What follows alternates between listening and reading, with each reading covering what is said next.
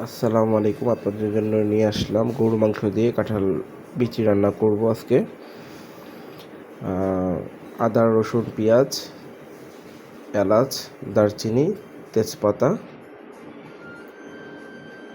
সবগুলো পরিমাণ মতোই।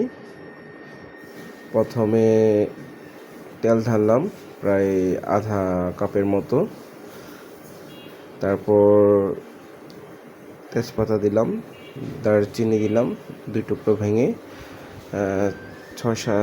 5 থেকে 6টা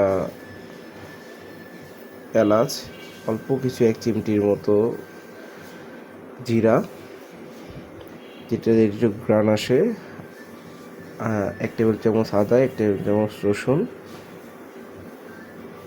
দিয়ে ভালো করে এটা কষিয়ে নিলাম। আদাটা আগে দেওয়ার কারণ হলো আদা রসুনটা আগে দিলে যে আদা রসুনের একটা স্মেল থাকে এক্সট্রা, সেটা চলে যায়। পরে আমি পেঁয়াজ দিলাম। পেঁয়াজটা প্রথম আগে দেয়, কিন্তু আমি পরে দিই, কারণ ঘ্রাণটা আদা রসুনে থাকে না তাহলে।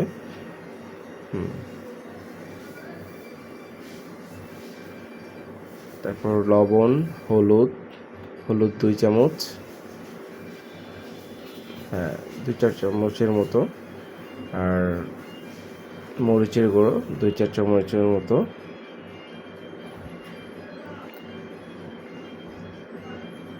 তারপর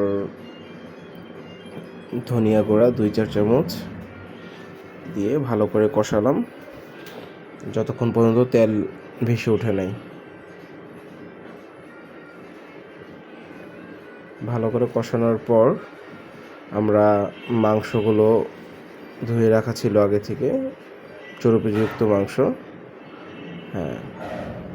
মাংসগুলো এখন আমরা দিয়ে দিব।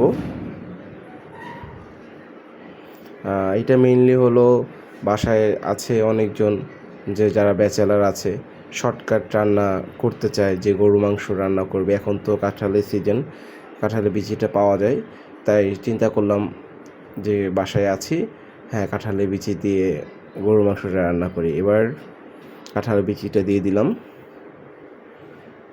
কাঁঠালের বিচিটা দিয়ে ভালো করে এটা কষাবো। এবার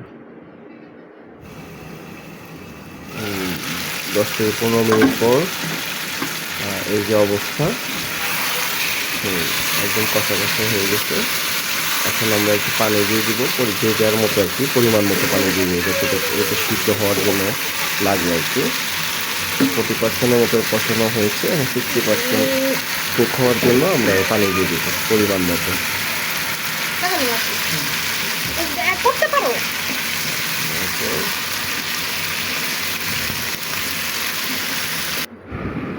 এই যে দেখেন আমাদের রান্না শেষ আল্লাহর রহমতে।